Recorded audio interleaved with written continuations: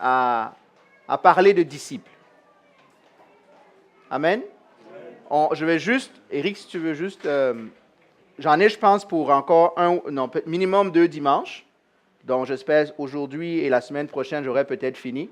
Ce qu'on a commencé à parler, c'était quoi? Le disciple, je le répète, l'amour sans réserve pour Christ. Première caractéristique. Deuxième, l'amour pour les autres. On a vu que la marche avec Christ n'est pas centrée sur soi, elle est christocentrique. Le prochain cercle, c'est les autres, ce n'est pas encore nous. Amen. On a parlé aussi de l'obéissance. Être capable d'obéir. C'est bien beau de connaître les choses théoriquement. C'est encore mieux de les mettre en pratique. Amen. Il y a un prédicateur, il y a ceux qui écoutaient, c'est Orban, je pense, qui disait ceci. Quand tu demandes à ton enfant de faire son lit, tu ne veux pas qu'il t'explique pourquoi il ne veut pas faire le lit. Tu ne veux pas qu'il t'explique le nombre de manières qu'il peut avoir de faire le lit. Tu veux juste que le lit soit fait. Donc, des fois, avec les explications, on veut expliquer à Dieu, est-ce qu'on a bien compris? Est-ce que c'est ceci? On ne le fait pas. Donc, prochain point, ce qu'on a couvert la semaine dernière, on a appelé à la persévérance. L'adage dit que la vie est un long fleuve tranquille. Il y a un film qui dit ça, là. C'est le titre de quelque chose. Pensons-nous que la vie est un long fleuve tranquille? Non? Est-ce que votre vie est un long fleuve tranquille? Donc, ça veut dire que la vie n'est pas un long fleuve tranquille. Amen. Quel que soit ce qui se passe, on a besoin de persévérer. On a besoin d'aller jusqu'au bout. On en parlera. On a vu aussi, on a fini dimanche dernier, que le disciple porte du fruit. Ce qui va faire qu'un disciple, qu'une personne est reconnue comme disciple, c'est au fruit qu'il va porter, à la gloire du Père. Quels sont les fruits que ta vie témoigne? Amen. On pourrait se poser la question. Ces fruits-là, et je vous dis, on a dit dimanche dernier, ceux qui n'étaient pas là, qu'on le veuille ou non, nous portons du fruit. Qu'on le veuille ou non, nous portons du fruit. La question n'est pas de savoir, porte-t-on du fruit? La question, c'est de savoir quelle sorte de fruit est-ce que nous portons. Amen. Donc, on doit travailler à cela. Aujourd'hui, on va continuer dans cette voie-là. On a deux autres thèmes à couvrir aujourd'hui, pas tout de suite. Et par la grâce de Dieu, j'espère que tout ce qu'on est en train de prendre le temps, comme Mario a prié, qu'on essaye de l'appliquer au quotidien. Là. Parce que sinon, c'est juste la théorie. Sinon, c'est juste une autre théorie sur une autre théorie. Amen? On doit appliquer. Seigneur, nous prions ce matin que tu nous bénisses. Tu l'as dit, Seigneur. Tu nous as appelés à faire des disciples, Seigneur. Tu nous as appelés à être des disciples nous-mêmes, Seigneur. Aide-nous à grandir dans cela. Aide-nous, Seigneur Tout-Puissant, à recevoir de toi, Seigneur. Quelles que soient nos barrières, enlève-les, Seigneur. Aide-nous à nous soumettre et à obéir, à te faire confiance. Dans le nom de Jésus. Amen. La prochaine caractéristique du disciple que je veux couvrir ce matin, c'est un disciple, il est fiable. Dieu veut des personnes qui sont comment?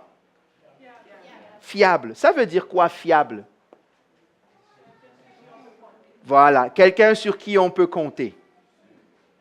Quelqu'un de sûr. Il y a beaucoup de choses qui manquent en ce moment dans notre marche chrétienne, dans l'Église. La fiabilité. Les gens sont prompts à lever la main pour se porter volontaire de quelque chose, mais c'est les mêmes personnes après lesquelles tu cours.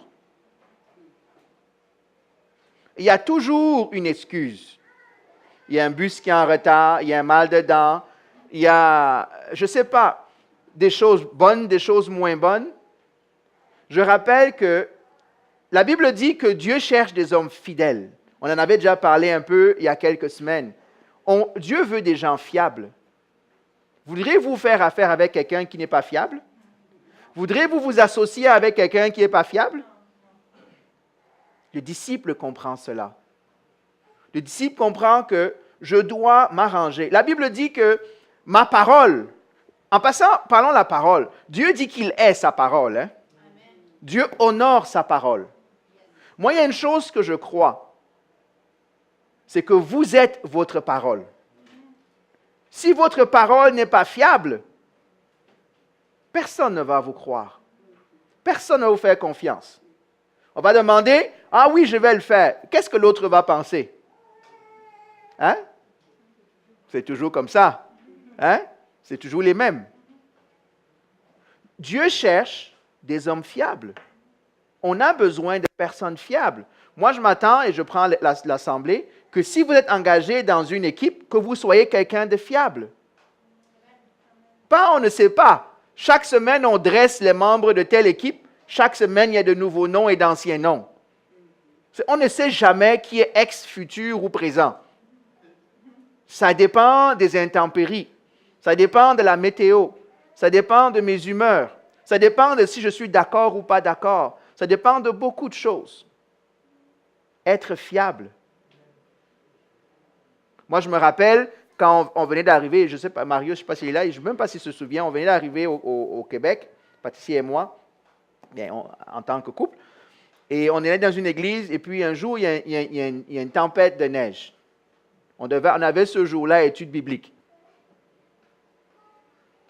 Les gens étaient surpris qu'on aille à l'étude biblique. Ils étaient surpris qu'on se pointe pour dire, OK, on commence à quelle heure? Il est déjà 19 heures, où est-ce que vous êtes? Ah non, mais tu n'as pas vu dehors? Il y a une tempête de neige. Quand je dis tempête de neige, ce n'est pas 40 cm non plus, là, on est d'accord? Chacun de nous a une définition de la tempête. Et c'est drôle comment les moindres intempéries, des fois, nous déraillent. Les moindres circonstances de la vie, ou des fois, ça ne me tente plus. Vous avez déjà entendu ça? Ça ne me tente plus. Je suis désolé. Imaginez que moi, vous arriviez le matin ici et que vous attendiez à ce que je prêche et j'affiche un beau message ici qui dit ce matin, ça ne me tentait pas. Ah, mais peut-être j'ai dit, il faut qu'un jour je l'essaie. Je vais voir comment vous allez réagir. Ça ne me tentait pas ce matin. Vous auriez pensé quoi là? Non, parlons-nous. Je ne suis pas sérieux. Hein? Il est malade, vous êtes lavé, vous êtes brossé, vous êtes parfumé les dents, vous n'êtes pas parfumé les dents, vous êtes parfumé le corps, merci beaucoup, hein? Vous voyez l'image, vous vous êtes fait beau et belle. Et là, vous arrivez, et même je vous ai laissé entrer, imaginez même la porte est fermée là. Ce matin, ça ne tentait personne d'être là. En tout cas, celui qui avait la clé, ça ne le tentait pas. Dieu veut des personnes fiables, dependable. Reliable. Est-ce que c'est un trait de votre caractère ou pas? On se pose les questions, là. Laissez les autres répondre pour vous, en réalité. Hein? C'est vraiment les autres qui pourront répondre pour vous. Si vous êtes curieux et que vous êtes impliqué dans une équipe, allez poser la question, est-ce que j'ai l'air d'être fiable? Asseyez-vous avant qu'ils vous répondent, parce que des fois, si la réponse vous surprend, que vous ne tombiez pas de trop haut. Mais est-ce que je dis la vérité? Donc, c'est important. Une des choses qu'on doit développer vis-à-vis... Je vous dis, c'est facile de dire qu'on est fiable vis-à-vis de Dieu. Hein? Il n'est pas là. Mais comme on aime Dieu, on aime les hommes. Comme on obéit à Dieu, on obéit aux hommes. Comme on est fiable vis-à-vis de Dieu, on est fiable aussi où Dieu nous place. En passant, fiable ne veut pas seulement dire fiable à l'Église, hein? C'est fiable au travail. Êtes-vous un employé fiable? Ah, il y en a qui pensent qu'on est chrétien seulement le dimanche matin de 10h30 à 13h, quand je viens à l'étude biblique ou quand je viens à la réunion de prière. Non, tu es chrétien 24 heures sur 24. C'est fiable 24 heures sur 24, quel que soit l'endroit où tu es. Je vous dis, et je le répète, être chrétien, c'est une identité. Ce n'est pas un costume qu'on porte. C'est plus qu'une croyance. C'est qui on est. Parce que c'est facile d'être fiable au milieu des hommes du peuple de Dieu. Est-ce que je m'en vais chercher ton témoignage ailleurs? Es-tu fiable? Hein, je vais au travail, là. Ah, lui, là, moi, je donnais une formation dans une équipe dans une entreprise la semaine dernière, puis le cours commence à 8h30, puis parce que comme c'est des trucs professionnels, il faut qu'ils signent. Puis avant de commencer le cours, il y a quelqu'un qui n'a pas signé. Je dis, lui, est-ce que vous le connaissez? Est-ce qu'il est en vacances? On dit, non, lui, il n'arrive jamais avant 10h le matin. Bon, au moins, s'il est fiable là-dedans, il est constant, qu'il arrive toujours à 10h. Mais ce n'est pas ça.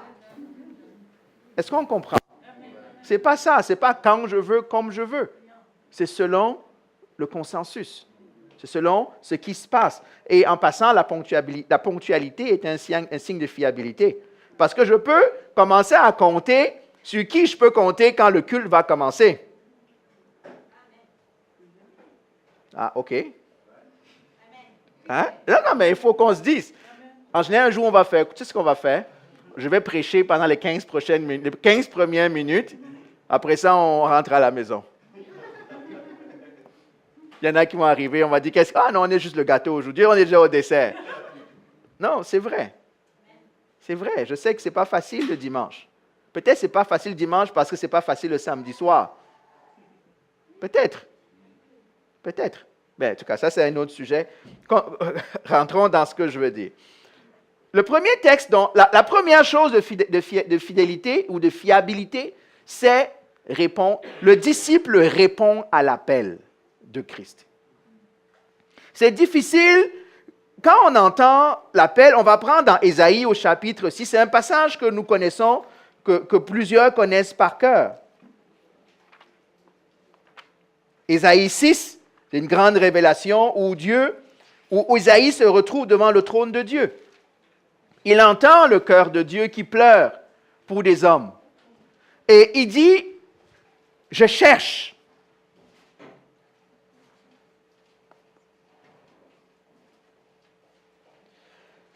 Dans Ésaïe chapitre 6, verset 8, qu'est-ce que Dieu dit? Est-ce que quelqu'un veut lire pour nous? Ésaïe 6, 8. J'entends la voix du Seigneur disant, qui enverrai-je et qui marchera pour nous? Je répondis, me voici, envoie-moi. Amen. Le disciple entend la voix et il dit, me voici. Il faut répondre à l'appel de Dieu. Je rappelle qu'être chrétien, notre appel, là, ce n'est pas de devenir chrétien. C'est qui nous sommes pour faire ce que Dieu veut qu'on fasse. Nous ne sommes pas appelés à nous asseoir à l'église le dimanche.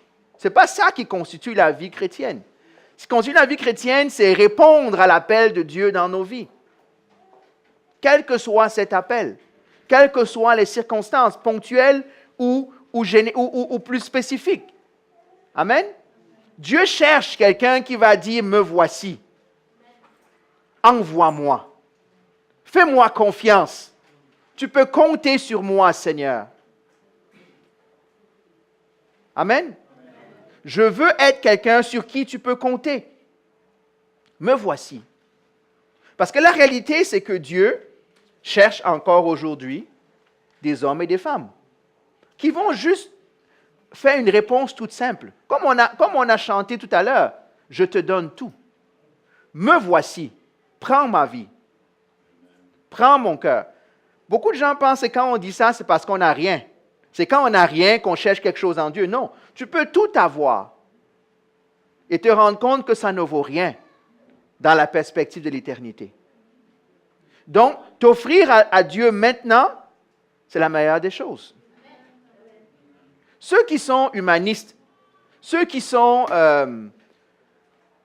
ceux qui aiment la vie, il y en a quelques-uns peut-être parmi nous. Je vous invite à aller lire le livre d'Ecclésiaste, si vous savez où ça se trouve. Tout est vanité. Ecclésiaste dit, j'ai cherché. Vous voulez la sagesse? Ecclésiaste dit, j'ai cherché la sagesse. Vous voulez la puissance? J'ai cherché la puissance. Vous voulez l'argent? J'ai accumulé des richesses. Vous voulez les femmes? C'était un homme, on s'excuse. J'ai eu des femmes. C'est ce qu'il dit. Salomon a eu 1200 femmes. Je ne sais pas à combien tu es rendu, mais disons qu'il a quelques avances sur nous. Quelques hommes parmi nous, si vous êtes encore sur cette quête-là. Il dit, j'ai cherché les plaisirs de la vie. Et il dit, moi j'ai toujours été surpris moi je ne sais pas pour vous, mais il y a des livres, moi dans la Bible, qui me surprennent. Pourquoi c'est placé là? Le livre qui est juste avant, qui est le Cantique des Cantiques, qui est une déclaration d'amour, et même des fois qui pourrait être 3x, c'est là. Ecclésiaste nous parle d'un homme qui dit, je n'ai refusé aucun plaisir à mon corps. Je n'ai refusé aucun plaisir à mon âme.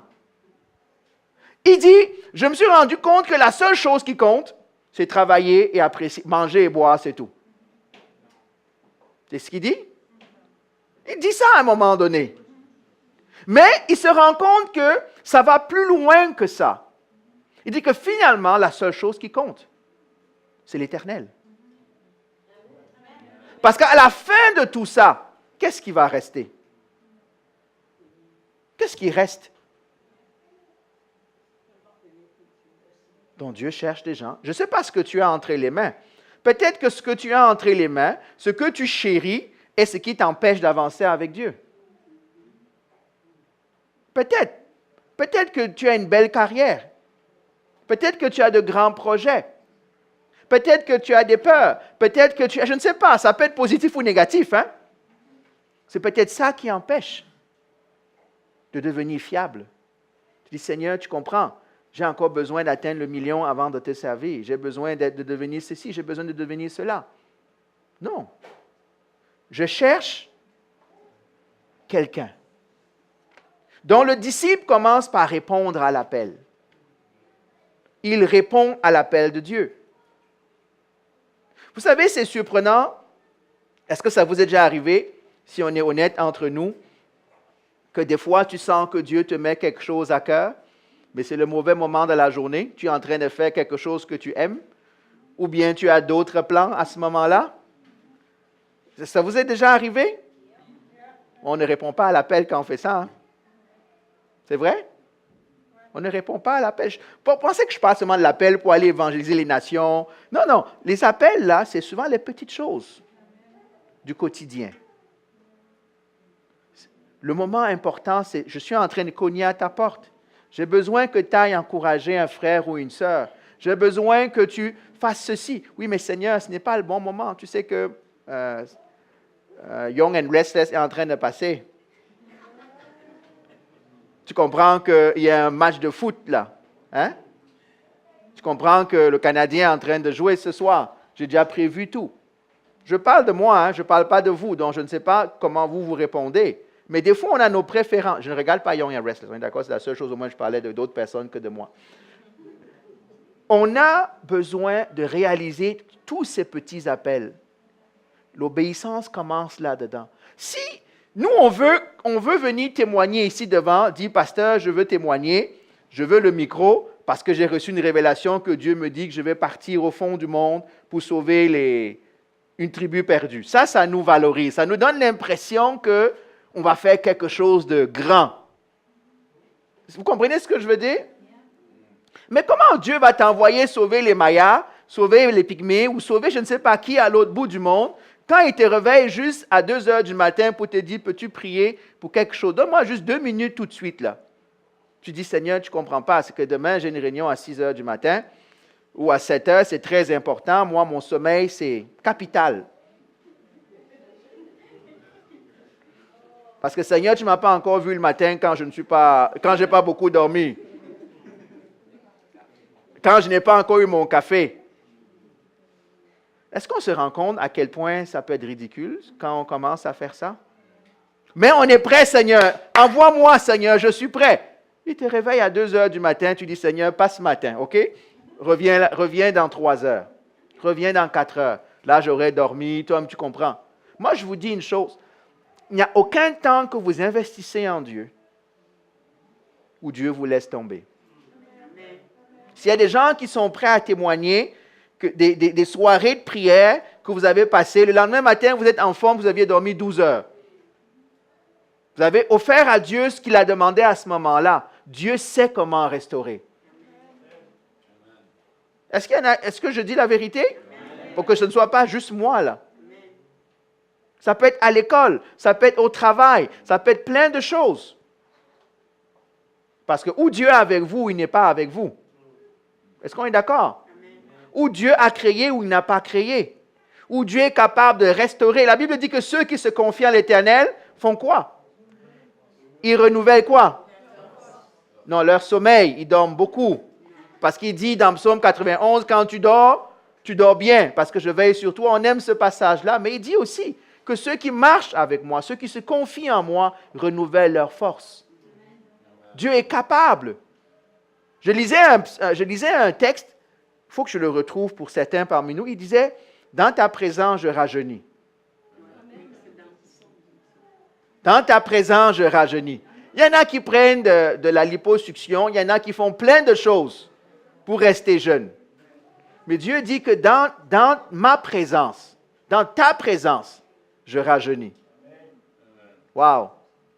Non, je sais que vous ne croyez pas que Dieu est capable de faire ça. Je vois les visages de certains, vous dites, non, pasteur, je pense que tu ne connais pas les lois de la physique. Non, je connais les lois de la physique. Regardez-moi, je commence à avoir des rides, j'en avais déjà depuis, je peux être... Oui, Larry qui se moquait de moi ce matin, ce n'est pas grave. Je connais les lois de la physique, je connais le vieillissement. Allez lire l'histoire de Caleb. Vous connaissez c'est qui Caleb? Ah, vous devez aller lire Caleb. 80 ans et vigoureux comme un homme. On cherche quelqu'un pour aller prendre une montagne. 80 ans passés. On dit, c'est qui? Il dit, envoie-moi. Dieu m'a donné cette montagne, moi j'y vais. Je suis encore plus fort comme au temps de ma jeunesse. Mais il y en a, ils ont atteint 40 ans. Je suis déjà trop vieux. Je suis en pièces détachées. Je suis dans, Seigneur, c'est fini pour moi. Accélère mon retour vers toi. Non, 80 ans. Il allait conquérir cette montagne, hein? Quand tout le monde fuyait. On lui a dit non, ils ont des chars. Il dit, moi, je n'ai pas de problème, moi, je m'en vais avec l'Éternel. Et moi, je suis en forme. Moïse. Vous savez à quel âge il est mort? La Bible dit qu'il était en forme. Il n'avait pas de lunettes. Il avait toutes ses dents. Il avait tout. C'est écrit dans la parole. Il voyait bien, il était en forme. La présence de Dieu. Je ne dis pas que si on porte les lunettes, je dis pas que si... Je dis qu'il y a des choses que Dieu nous donne quand on marche avec lui. Il y a des choses qu'on doit être capable d'aller chercher dans la présence de Dieu. Amen. Imaginez-vous Pierre, ou Jean, ou Jacques, et Simon, les quatre. Imaginez Matthieu. Vous connaissez de qui je parle? Vous avez vu comment leur appel était? Jésus marche, il voit deux pécheurs, il dit, suivez-moi. Tu es qui? Pour que je laisse... Parce qu'en passant, ils ne travaillaient pas pour quelqu'un, ils étaient propriétaires d'un business, là. On est d'accord? Il dit, suivez-moi. La Bible dit qu'ils ont fait quoi? Ils ont lâché, ils ont confié, ils disent qu'ils ont confié les bateaux à leur père. Le père, voilà le père qui pensait que l'affaire familiale passait de génération en génération jusqu'à ce qu'il croise Christ. Matthieu était un collecteur d'impôts. Est-ce que vous savez que collecteur d'impôts veut dire riche? Vous savez ça, hein? OK. Il était là, prenait ses taxes. Matthieu, lève-toi et suis-moi. Il n'a pas dit, mais attends, je finisse ma recette de la journée. Attends que je trouve un successeur pour mon... Non, il suit. On entend et on répond. Amen? Prochain point, dans la fiabilité, dans Matthieu 28, je vais attirer votre attention, c'est un texte qu'on a lu, Matthieu 28, verset 16.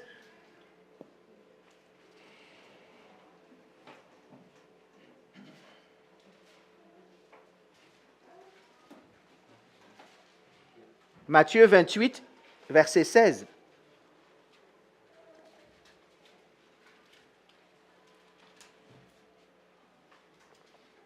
Est-ce qu'il y a un autre brave ou une autre brave qui veut nous lire ce verset-là?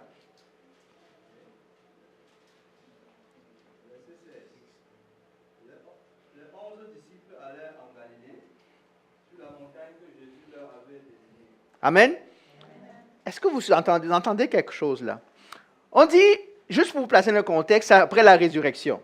Jésus dit, il leur a dit avant la résurrection, on se retrouvera à tel endroit en Galilée.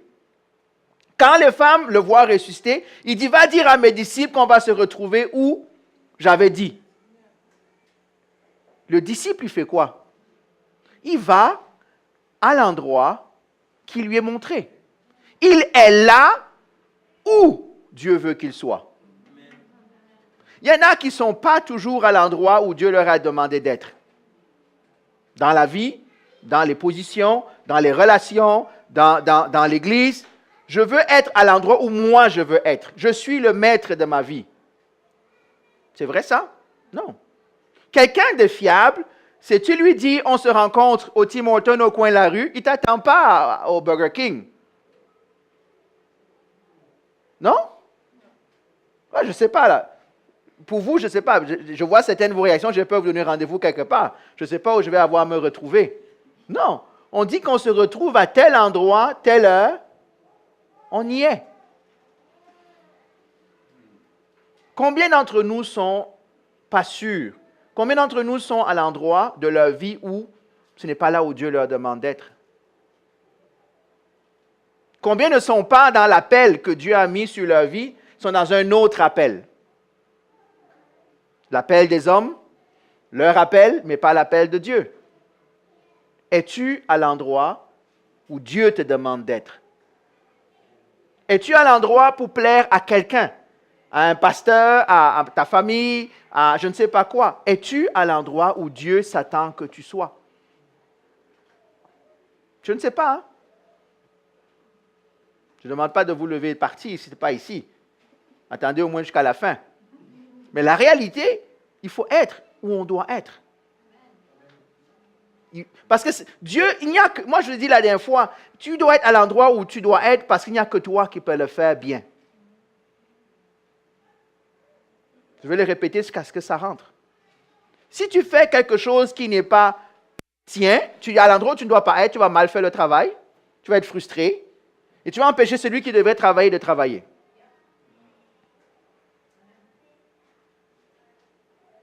Donc le disciple est là où Christ veut qu'il soit.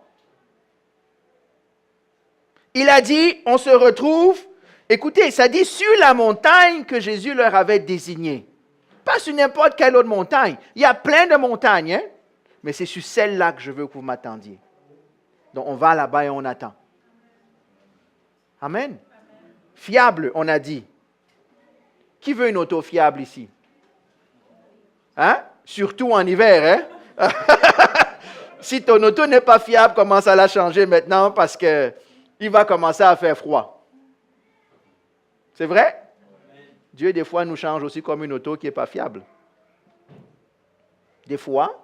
Vous savez que des fois, ce que vous êtes censé faire, Dieu le donne à quelqu'un d'autre? Je répète, hein? Des fois, ce que vous êtes censé faire, Dieu le donne à quelqu'un d'autre. Pourquoi? Parce que son plan va s'accomplir. La question, c'est, are you in or are you out? Mais son plan s'accomplit.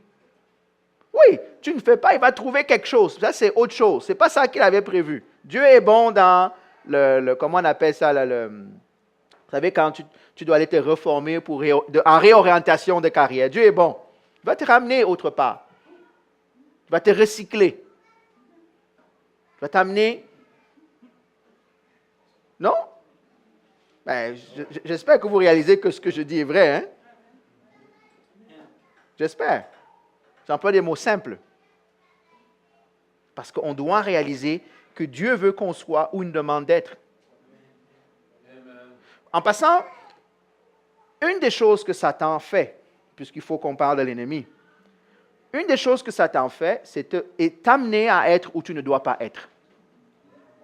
Il sait que quand il fait ça, il affecte déjà des choses dans ta vie. Il pense qu'il empêche, mais au moins il ralentit le plan de Dieu pour toi. He wants you to be out of position. Il veut que tu sois pas où tu dois être. On doit être. En anglais, on dit, you have to stand your ground. Il faut rester où tu es censé être. Jusqu'à ce que Dieu dise, c'est le moment de bouger. Prochaine caractéristique, il est fidèle aux instructions. Ça veut dire quoi, fidèle aux instructions? Ça veut dire quoi ça? On respecte ce qui est écrit. Qui est déjà allé acheter quelque chose chez Ikea qui n'a pas monté selon ce qui était écrit?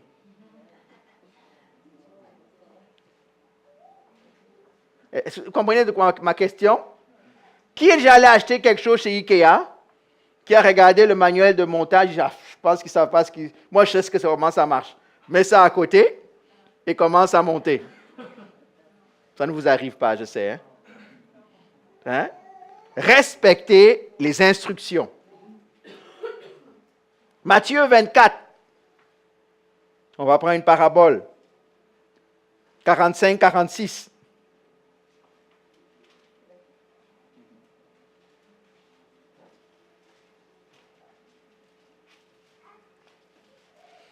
J'espère que c'est utile ce que je dis. Hein?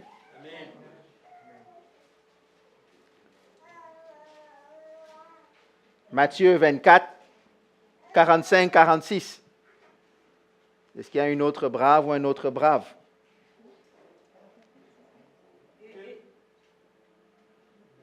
Vas-y, Carl. Quel est donc le serviteur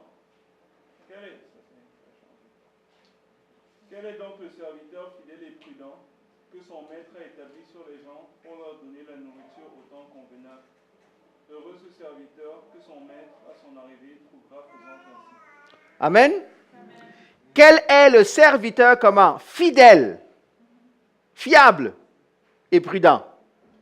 Qui, lorsque son maître va revenir, va le trouver en train de jouer au bingo? Non. Qu'est-ce qu'il dit? Heureux le serviteur que son maître, quand il va arriver, va le trouver en train de faire ce qu'il lui a demandé de faire. Celui qui a suivi les instructions. Celui qui fait ce qui est attendu de lui. Pas celui qui prend et qui réécrit à sa manière. Qui dit, écoute, je pense que le maître s'était trompé. Moi, je comprends mieux la situation. Et voilà comment je fais. Je sais que ça n'arrive pas. Ça arrive des fois au travail. Le boss dit de faire une chose, moi je fais autre chose. Non, je ne sais pas. Ça n'arrive pas. C'est la nature humaine. Hein? On aime faire à notre tête. On aime faire comme ça nous plaît. Et quand ça ne marche pas, oups, je m'excuse. Je pensais que. Les militaires vont dire, arrête de penser, on a déjà pensé pour toi. Je ne dis pas qu'il ne faut pas penser, je ne dis pas que Dieu, on n'est pas bête. Mais il faut savoir suivre les instructions. En passant, un serviteur, un disciple, un employé qui ne sait pas écouter les instructions, qu'est-ce que vous faites de cet employé-là? Et ça s'appelle le T4. Le pink slip. C'est out. C'est pas vrai? Une des choses qui est difficile dans la foi, c'est qu'on a tous accès à Dieu. Hein? Donc, si on n'est pas humble, suffisamment humble, on va toujours se contredire les uns les autres. On va dire, ah, Dieu m'a dit.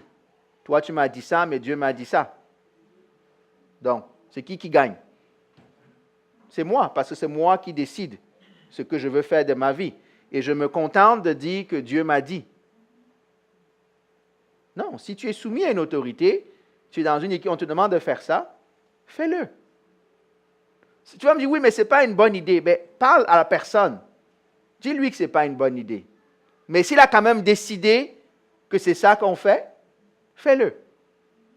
Moi, j'ai appris ça dans ma vie de consultant. Moi, je dis à mes clients, vous me payez pour me consulter.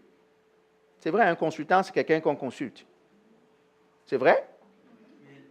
Ce n'est pas le consultant qui décide. Moi, tu me consultes pour que je donne mon opinion. Je donne mon opinion la plus éclairée possible. Et quand tu prends ta décision, je dois te supporter dans ta décision. Je ne dois pas être en train de dire, regarde, oui, mais je t'avais dit, hein. Ça arrive qu'on dit ça, on se dit ça les uns aux autres? Ah, chérie, je t'avais dit qu'on ne fasse pas ça. La chicane commence. I told you so. No, okay, you told me so. I made a decision. Let's abide by it. La prochaine fois, j'espère que je serai assez sage pour écouter aussi l'opinion des autres. On est d'accord? Donc, on doit être fidèle aux instructions. On doit écouter. Heureux le serviteur que son maître, à son arrivée, trouvera occupé de le faire. Mais il dit, si vous avez suivi la suite, il va dire quoi? Mais malheur à celui qui ne trouve pas comme ça. On va en parler tantôt. Dieu donne l'autorité. C'est vrai? Quand Dieu nous confie quelque chose, il nous donne l'autorité de le faire. Le bon disciple n'abuse pas de l'autorité. Il y en a dès qu'ils sont chefs, oh là là. Oh Seigneur, tu comprends pourquoi ils n'ont pas, et tu ne veux pas qu'ils aient de promotion. Dès qu'ils sont un peu chefs, un tout petit peu, ils sont devenus le centre du monde. C'est la baguette. Tout le monde doit marcher. Quand je passe, tu te lèves. Quand je suis, tu t'assois. Tu ne me parles pas comme ça. Vous connaissez des gens comme ça? J'espère que ce n'est pas vous. Dès qu'il y a un peu d'autorité, ça devient le désordre. Ça devient la dictature.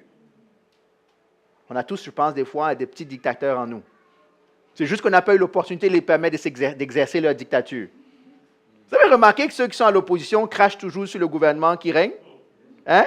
Jusqu'au jour où ils arrivent eux-mêmes au pouvoir. Oh là là. En passant, laissez-moi vous dire une chose.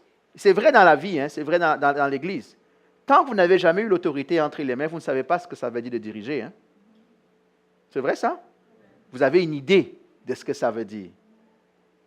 Vous êtes champion des suggestions et des failles. De trouver ça dans ce qui ne va pas. Mais quand on vous donne l'autorité, qu'est-ce que vous faites avec? C'est pas facile, hein? Je rappelle que la Bible dit que dans la maison de Dieu, dans le plan de Dieu, quand je dis la maison de Dieu, je rappelle que nous sommes la maison de Dieu. Donc si vous êtes chef au travail, vous devez diriger comme Dieu s'attend à ce que vous dirigiez les hommes. Amen? Et la Bible dit que le chef, il est quoi? Il écrase les autres. C'est ce qu'elle a dit? Ben, vous ne réagissez pas, donc peut-être que votre Bible le dit, je ne sais pas. Je veux juste vérifier. Ça dit quoi? Le chef, il fait quoi par rapport aux autres? Il sert les autres. Oh! Là, vous ne voulez plus être chef, hein? Parce que vous voulez qu'on vous serve. Parce que nous, on comprend qu'être chef, c'est avoir le beau badge, c'est avoir la belle carte de visite, le beau stationnement au travail. Tout le monde sait maintenant qu'on a la promotion. Ça devient le chaos. On a besoin de faire quoi? De réaliser. Voici ce qu'il dit. Mais si c'est un mauvais serviteur qui se dit en lui-même, mon maître tarde à venir, s'il se met à battre ses compagnons, s'il mange et boit avec les ivrognes, le maître de ce devient le jour ne s'y attend pas, et à l'heure qu'il ne connaît pas, il le punira sévèrement. On peut être bon serviteur ou mauvais serviteur. On peut être bon chef ou mauvais chef. Moi, dans les formations professionnelles que je fais, il y a en organisation de travail, des fois, je dis, en termes de rentabilité, de productivité, on va dire qu'un des critères de productivité, c'est le style de gestion que vous avez. Ceux qui sont professionnels à la salle, là. C'est le style de gestion. Comment vous gérez vos équipes, ceux qui sont chefs, va déterminer la qualité de ce qui va sortir de votre équipe. Vous me suivez?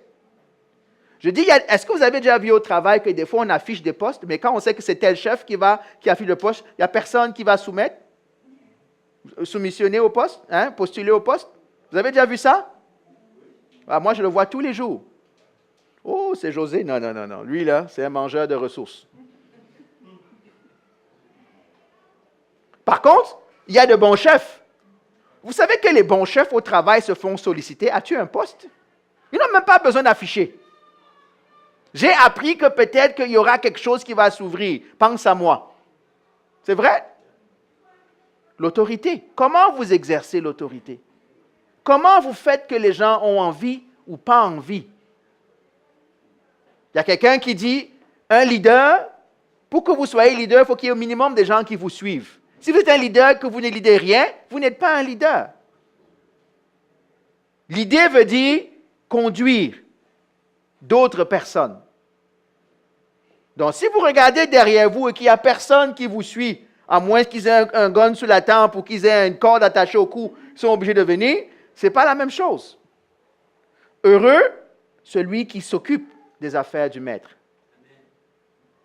Et dernier point de quelqu'un qui est fiable. Regardez toujours les enseignements de Jésus. Dans Matthieu 25. On ne va pas lire tout le... Mais ça dit quoi? Au verset 21. C'est bien, bon et fidèle serviteur.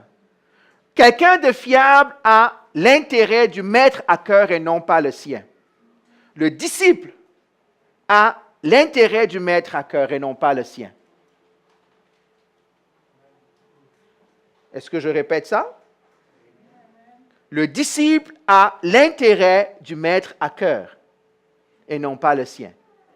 Il y a trop de personnes qui travaillent pour eux-mêmes. Trop de personnes. C'est vrai à tous les niveaux. Il y en a qui travaillent juste pour eux.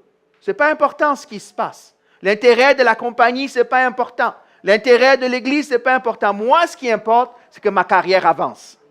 Ce qui importe, c'est qu'on reconnaisse que je suis bon. Ce qui importe, c'est que les gens me voient. Ce qui importe, c'est ça. Non. Le disciple a à cœur l'intérêt de son maître. Le disciple a pour agenda, on va le voir dans le prochain, si on a le temps de rentrer dedans aujourd'hui, j'ai pour agenda, j'ai pour intérêt l'intérêt de mon maître, pas le mien.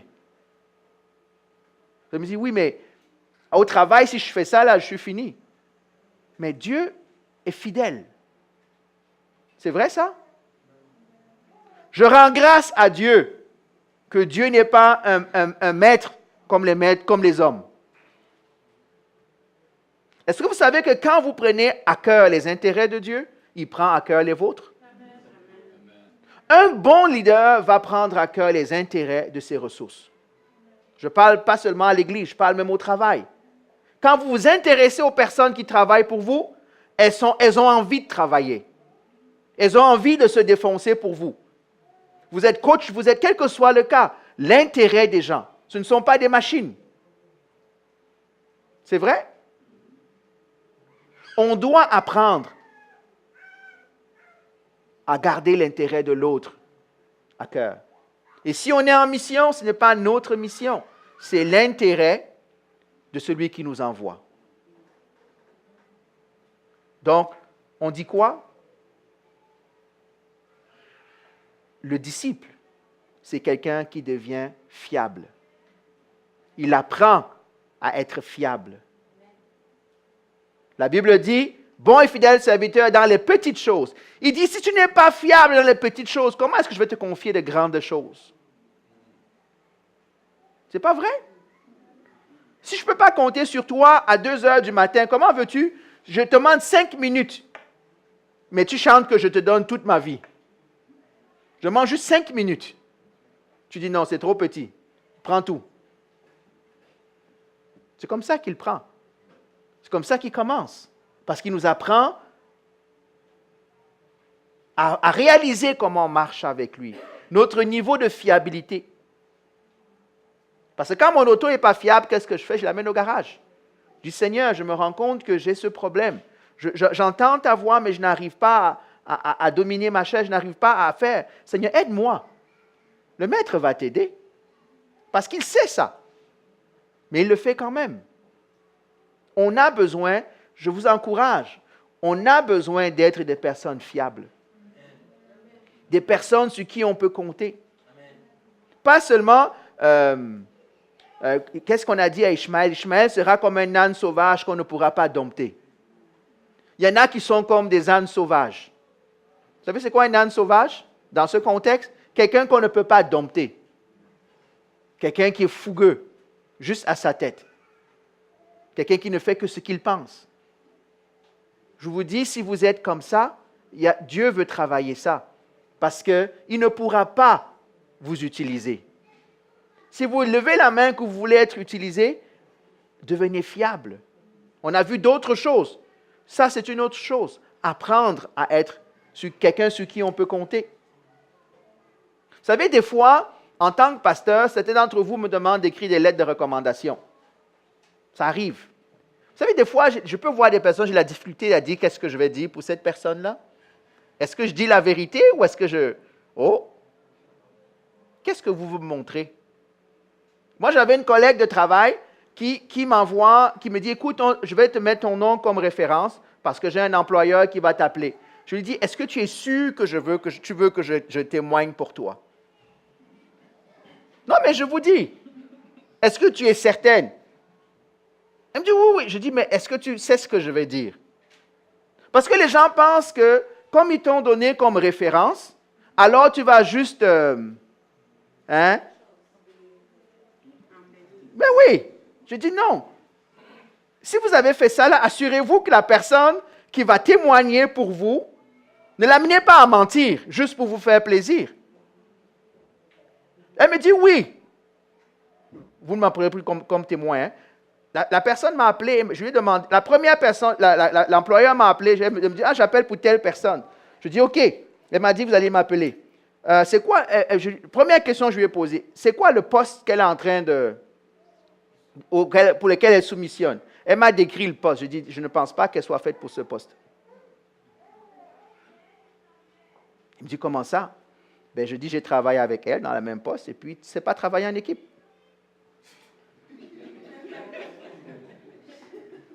Non, mais, tu m'as dit, en passant là, vous allez me dire que je suis méchant, hein? J'ai mon intégrité. Je ne sais pas la vôtre, mais j'ai la mienne. J'ai mon intégrité. Moi, j'ai un collègue qui m'a dit, je me souviens de toi, ça fait 15 ans ou 20 ans, quand mon premier travail, son entrevue, on m'a posé la question. J'ai dit, dors au travail. Il me dit, je ne comprends pas que tu aies pu dire ça, là. Il dit, je t'en ai voulu. Mais tu es le seul qui a dit cette vérité-là. Je lui ai dit, non, elle n'est pas faite pour ce poste.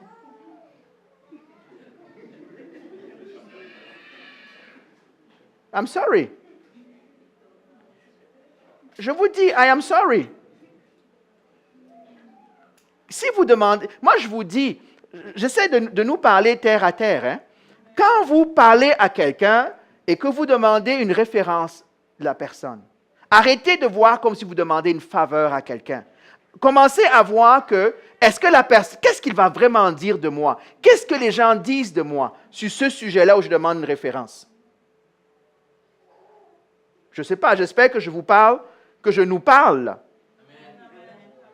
Vous allez me dire, oui, mais j'ai été méchant. Non, j'ai dit à l'employeur, j'ai dit, par contre, pour ce poste, n'est pas la meilleure personne. Mais si jamais vous aviez un poste qui fait ça, là, elle sera la meilleure personne pour travailler pour vous. Parce que voilà ses qualités. Voilà ce qu'elle est capable de faire. C'est ce que j'ai pu observer. Je ne la laisse pas. Je dis, voilà. Elle a eu le poste, un autre poste qu'elle attendait. Sérieux, là. J'espère qu'elle s'épanouit. Des fois, on pense qu'on est A alors qu'on est B. C'est les autres qui témoignent de nous. Moi, j'en ai vu au travail, je suis bon en équipe. Tu n'es pas bon en équipe. On n'est pas capable de travailler avec toi. Pose la question à tes collègues. Non, mais regardez vous devez apprendre, on doit apprendre. Je suis en train de finir mon message, finalement, je n'aurai pas le temps de faire le prochain. Je veux parler de la fiabilité, je veux parler de la réputation que vous avez. Au travail, là, qui fait des fois les réunions d'équipe? OK. Regardez quand vous intervenez, comment le body language des autres autour de vous. Si quand vous commencez à prendre la parole, tout le monde commence à regarder ses chaussures, tout le monde commence à regarder ses toiles d'araignée au plafond, ça veut dire qu'il y a un problème quelque part. Est-ce que vous savez ça? Ou est-ce que vous êtes juste occupé de dire ce que vous avez à dire? Et peu importe ce qui se passe autour de vous. Non. Si jamais ça arrive, posez-vous une question. Pourquoi ce que je dis n'intéresse personne? Pourquoi est-ce que quand je commence à parler, c'est le moment de faire la pause café? Vous avez remarqué ça des fois? Les gens, quand ils veulent parler, mais là j'ai une autre réunion, il faut que j'y aille. Vous l'avez déjà fait, je sais. Pourquoi? Parce que la personne n'est pas parlable. Ou ce qu'elle va dire, c'est toujours contre les autres. Ou elle est toujours négative. Oh là là. J'ai des gens qui parlent, tu commences à mettre la main, c'est OK. Tu dis cut. C'est pas vrai? Je vous dis que la parole de Dieu dit ceci, et je vais m'arrêter là ce matin. J'ai parlé de fiable, j'aurais pu parler de réputation. Vous êtes votre réputation. La Bible dit, vous savez pourquoi Dieu dit ceci, je veille sur mon nom.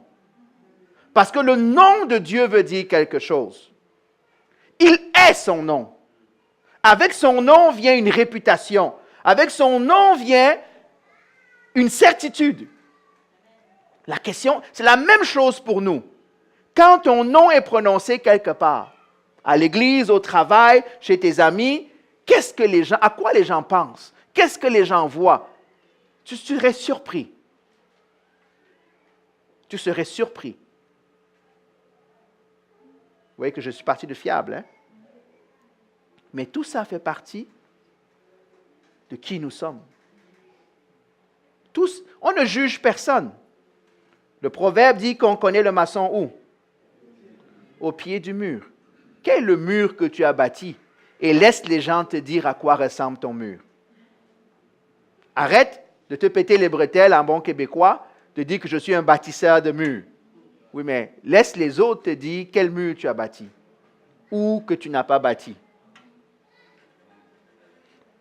Dieu cherche des gens fiables. On doit être fiable. Ton leader cherche des gens fiables. Si tu es leader, tu cherches des gens fiables. Tu dois être fiable toi-même. C'est pas vrai? En passant, l'Évangile n'est pas compliqué. Hein? Il y en a qui aiment la grande théologie. L'Évangile est simple, mais difficile à mettre en pratique. Parce que si nous ne voyons pas ces choses dans le christianisme, alors nous nous trompons. Alors nous nous trompons.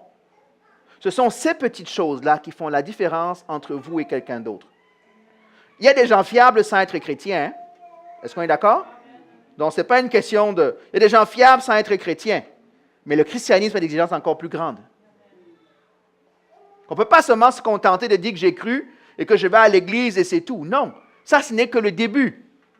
Oh, je suis marié, mais je n'habite pas à la maison, je fais ce que je veux. Tu n'es pas marié.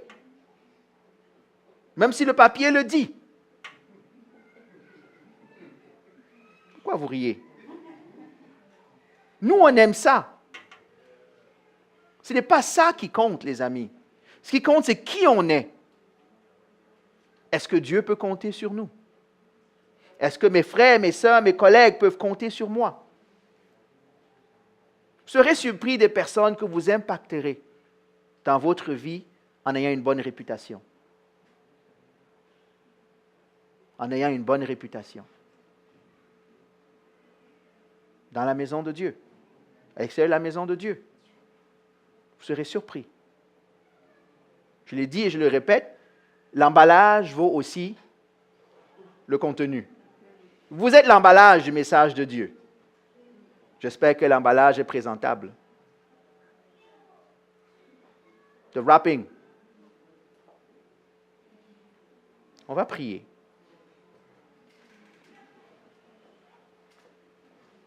Je pense que depuis quelques semaines, Dieu nous parle de manière concrète. J'essaie d'être le plus terre à terre possible. Parce que c'est ça qui doit changer dans nos vies. On est appelé à devenir des disciples, à faire des disciples. Donc on ne peut pas se contenter d'être théorique. On ne peut pas se contenter de ça.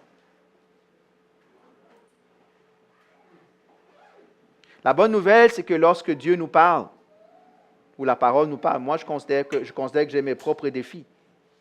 La Bible dit au moins si on peut se mirer et aller se mettre à genoux devant Dieu en disant « Seigneur, j'ai besoin que tu m'aides. » Certains d'entre nous ici ont besoin de prier. « Seigneur, aide-moi à avoir une bonne réputation. Aide-moi à être fiable, dependable, reliable. Aide-moi, Seigneur, à ce que ma parole veuille dire quelque chose. Que je ne dise pas A quand je pense C. Que je ne promette pas B quand je sais que je ne vais pas le faire. Aide-moi, Seigneur, à être fiable, à être là où tu veux que je sois. Aide-moi à faire ce que tu attends de moi. Aide-moi. Personne parmi nous n'est parfait. On a tous besoin de travail. On doit s'acheter des t-shirts. Don't mind the dust on the construction. We are on the construction. Amen. Attention aux travaux. Hein? Rock falling. Quel que soit ton style de travail. Il y en a pour qui c'est du travail de dynamitage. Il y en a pour qui c'est du travail de... Hein? On a juste besoin de verre pour poncer la chose. Il y en a, on a besoin de démolir pour rebâtir. Quel que soit le cas, on est en construction. À la gloire de l'Éternel. Seigneur, je prie que tu nous aides. Tu dis que tu cherches qui tu vas envoyer. Tu cherches sur qui tu peux compter. Père, nous voulons être des personnes sur qui tu peux compter. Nous aspirons à cela. Aide-nous. Parce que même être fiable, c'est un attribut que tu dois bâtir en nous, Seigneur. Il y en a qui l'ont plus que d'autres, mais aucun de nous n'est arrivé où il doit être, Seigneur. Aide-moi à être plus fiable, Seigneur. À être là où tu veux que je sois. À ne pas faire autre chose, Seigneur. À suivre tes instructions. À ne pas toujours questionner les choses juste pour faire à ma tête, Seigneur. Seigneur, aide-nous à être des Job. Des Job en qui tu pourras te fier et témoigner dans les lieux célestes. As-tu vu mon serviteur Job? Seigneur, nous prions à toi, Seigneur. Tu connais le cœur de chacun ici parmi nous. Tu connais la vie de chacun. Tu connais les réticences de chacun. Touche nos vies. Que nous soyons fiables les uns envers les autres. Accountable. Imputables les uns envers les autres, Seigneur. Aide-nous, Père, à ne pas nous voir où nous ne sommes pas. Aide-nous à voir la réalité de qui nous sommes, Seigneur, afin de te laisser travailler en nous. Je te bénis, mon Dieu, je te rends grâce, parce que tu es fidèle, et tu veux que nous soyons fidèles. Toi, tu es fiable. Tu dis que tu veilles sur ta parole pour l'accomplir. Tu dis, Seigneur, qu'aucune parole ne sort de ta bouche sans atteindre son objectif. Tu dis, Seigneur, ô Dieu de gloire, toutes tes promesses sont vérité, sont oui et amen. Aide-nous à devenir fiables aussi, Seigneur, à être des personnes de oui et amen. Aide-nous à être des personnes de parole. Aide-nous à nous taire quand on doit se taire, à ne pas promettre juste pour plaire à l'autre, Seigneur. Aide-nous à aimer. Seigneur, je te prie, on l'a dit ce matin, pour ceux qui l'ont chanté, nous t'offrons nos vies. La deuxième portion de Romains 12 dit, Seigneur, que nous devons nous laisser transformer par le renouvellement de notre intelligence, afin de discerner ta volonté, ce qui est agréable, juste et parfait. Qu'il en soit ainsi, Seigneur. Parce que lorsque nous t'offrons quelque chose, tu le transformes à ta gloire, Seigneur. Oh Seigneur, Jérémie a dit, nous sommes l'argile, et tu es le potier, Seigneur. Que nous soyons une argile malléable entre tes mains. Une argile de bonne qualité, Seigneur. We want to be good materials for you to build, for you to use in your construction, Father. We want to be a sharp arrow in your harness, Father. Je te bénis, Seigneur. Père, les difficultés que certains d'entre nous ont, je te rends grâce parce que tu es capable de combler, Seigneur. Touche nos vies et que nous devenions des disciples, Seigneur. Que nous grandissions dans cet appel et que nous aussi nous commencions à faire d'autres disciples, Seigneur. Je veux te bénir et je veux te rendre grâce ce matin. Amen. Amen. Soyez bénis. S'il y en a qui ont besoin de prière, je suis disponible. Sinon,